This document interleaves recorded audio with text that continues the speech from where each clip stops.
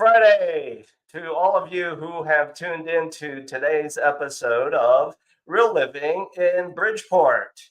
By the way, if you're tuning in for the first time today, if you're wondering, hey, is this about Bridgeport, Connecticut? No, it is not. It is about Bridgeport, one of the 77 neighborhoods in the city of Chicago. So, as part of the lead in, that's why you saw this new animation that I wanted to insert so that we can set the right expectation with you as to where you're coming from. So, welcome to all of you who may be watching today's episode for the first time. If you have enjoyed our previous episodes, welcome back.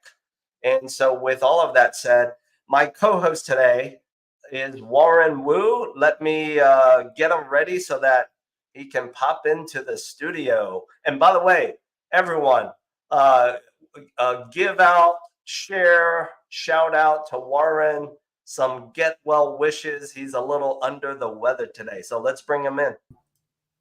Hey, how are you? Hi, Bill. Thank you for the warm welcoming. Yes. You got to get well, man. It's that time of the year where our weather is roller coaster, up, down, up, down. Right. It's snowing in Chicago. Yes, it is.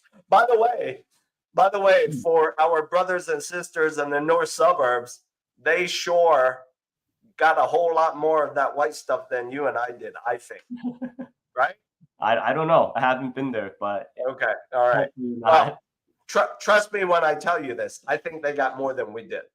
So hopefully today you don't have to drive out to the north suburbs for real estate business or some other reason, because you'll probably see more white stuff compared to where you're at in Bridgeport. Luckily, I don't have to travel. You don't have to do that? All right. I don't have to travel far.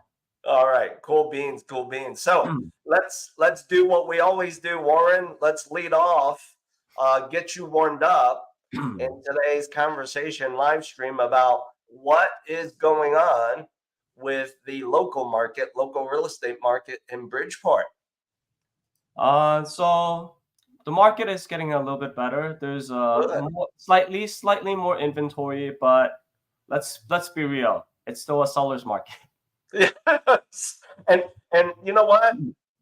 It is for real. It is still a seller's market.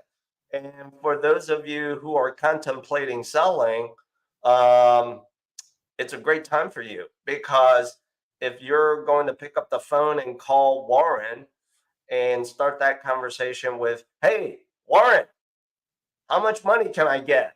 He probably can drop that answer pretty quickly to you, because you're in a great catbird position to get top dollar. That's what I think I'm hearing, right? Right. You could still get good money right now, because right now rates are still high. There's still plenty of buyers outside. There's lack of inventory. Inventory is still low. People are waiting for prices to drop. I don't think that's gonna happen in the Bridgeport area. And then according to the Federal Reserve, they might be lowering rates by the end of the year. So interest rate might drop when it might go down to near 5 area. I think the market's going to go crazy, and then you're probably going to have to pay even more. Right. More competition to win an offer. So right now, even if you try to find a house, it might take you around 3 to 6 months easily. Yeah. Inventory.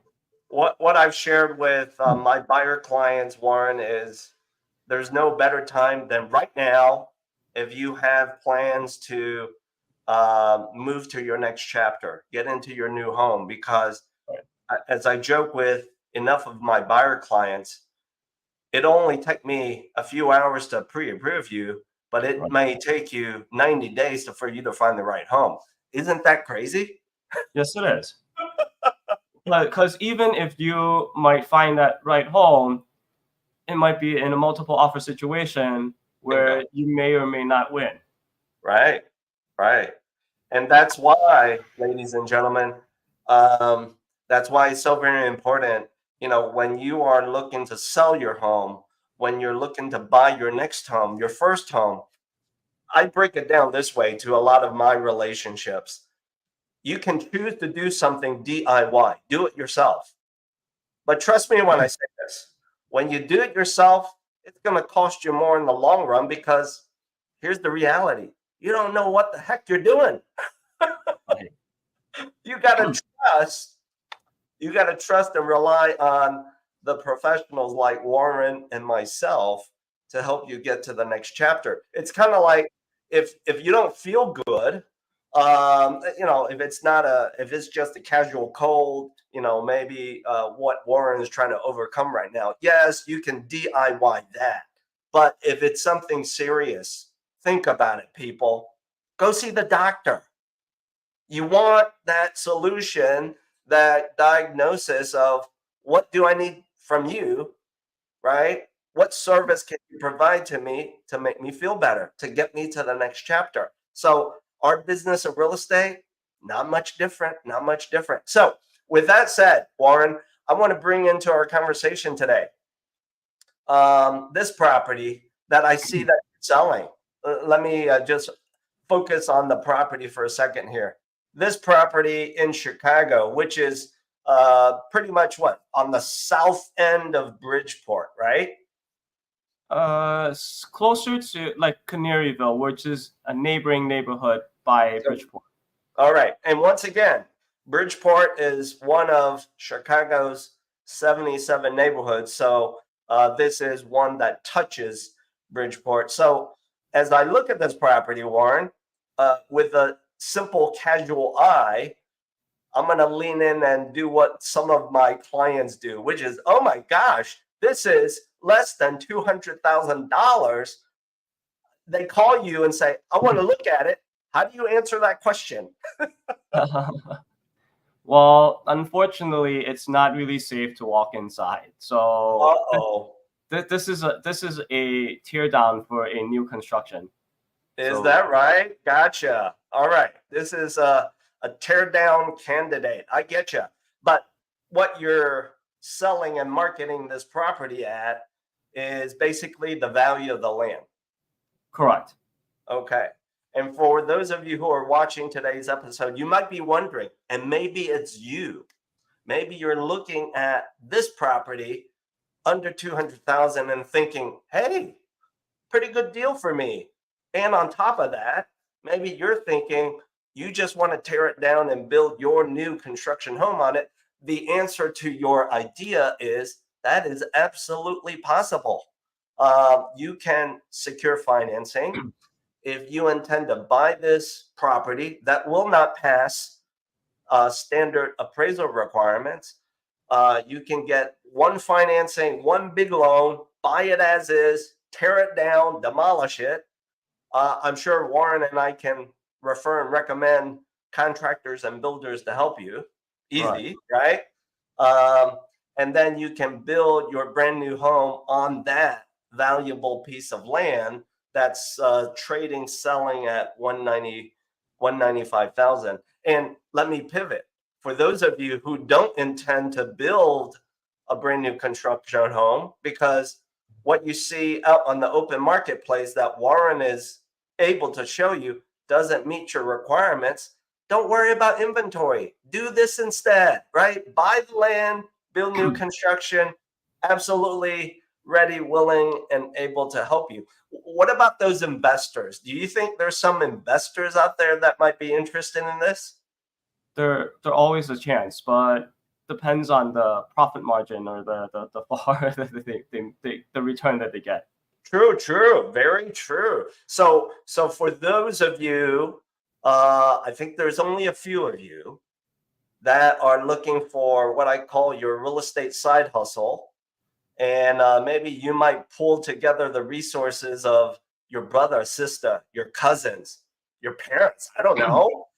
You want to buy this property, you want to build a new home on it, right? And you want to then either hang on to it to rent it out or you want to flip it. Guess what? There's a solution for you as well. The more the merrier. You pull your resources together. No one has to let go of too much money. But then here's the secret: too many of you cooks in the kitchen may make it a little tough to move forward. Right? Too many people who have a voice in the outcome. Right. Now, all of that being said, if this property, let me bring it back up again.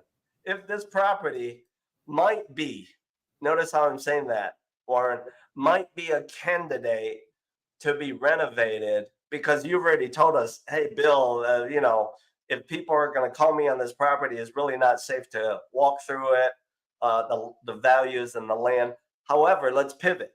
If it is a candidate to be renovated, do you think there's that potential, maybe not in this property, but do you think that the need and the potential is there from other seller and buyer clients? There always are. Yeah. I mean, people nowadays do fix and flip. Like there's multiple strategies that now people use, like either fix and flip or the BRRRR strategy, like buy it, like renovate it, and then just rent it out. And recycle, right? Recycle. Yeah. Recycle that process. And then refinance, and then just to build equity. And then, I mean, when they do all that, they could always reach out to you, and then you could help them out, and then just build generational wealth. Yeah. So for those of you who may be looking at a property with Warren's help, where it may be more of a renovation candidate, there's financing solutions to help you get to the outcome that you want as well. As we wrap up today's episode of Real Living in Bridgeport, Warren, let me put you on the spot and ask you this question.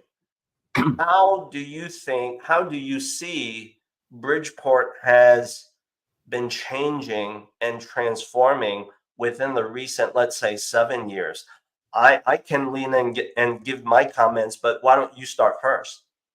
I think Bridgeport has been changing pretty fast, actually.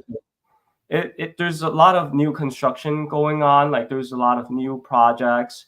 I mean, the theater was just recently remodeled, so like a lot of investors and people are pouring in a lot of money into Bridgeport, and then Bridgeport is getting gentrified, like most neighborhoods.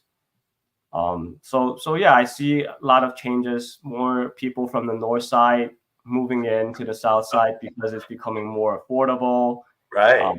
For more space. It's like for the same amount, for like around like 2,500 in north side, you could probably get like if nice enough, like you get like a 2-bedroom.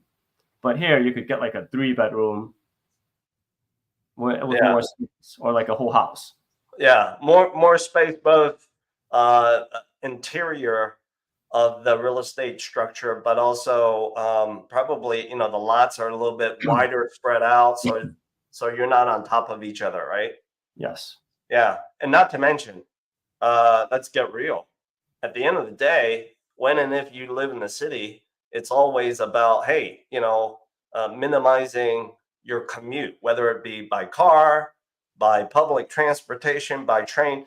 In your opinion, how fast can you get into downtown Chicago from Bridgeport?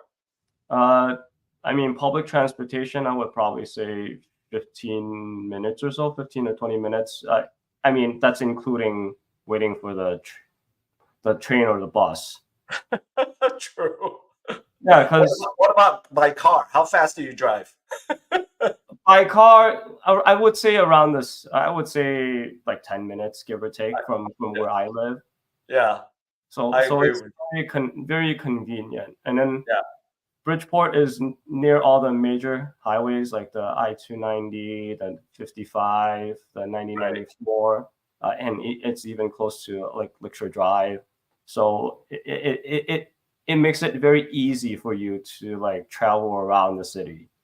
Yeah, and that's important for the reasons of what you are looking to do, whether it be you're going to sell a home maybe in the north side neighborhoods to get to Bridgeport, or maybe you are relocating into Chicago from another major city for work reasons, family reasons.